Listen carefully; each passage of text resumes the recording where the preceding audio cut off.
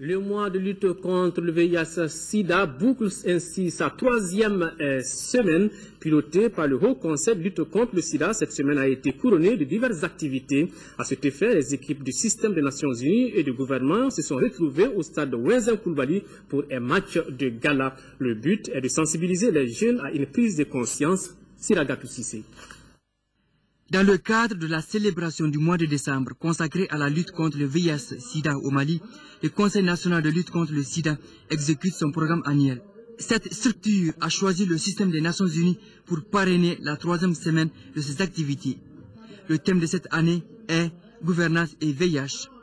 Plusieurs membres du gouvernement, des responsables du Haut Conseil national de lutte contre le Sida, du système des Nations Unies, du FINIAP et une gamme de personnalités ont marqué de leur empreinte au double match de gala.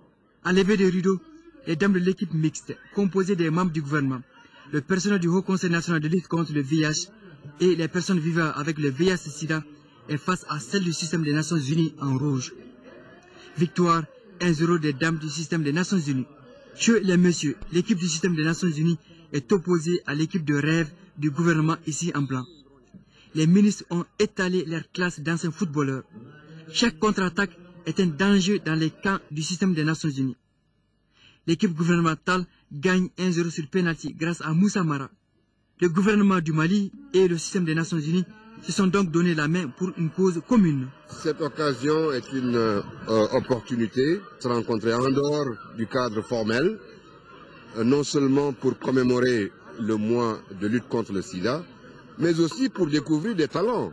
Par cette mobilisation, au niveau du système des Nations Unies et du gouvernement, nous avons voulu justement une grande mobilisation pour attirer l'attention sur la prévention.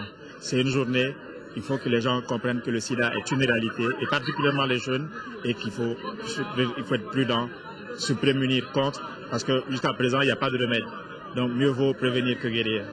C'est dans la convivialité que s'est achevée cette troisième semaine.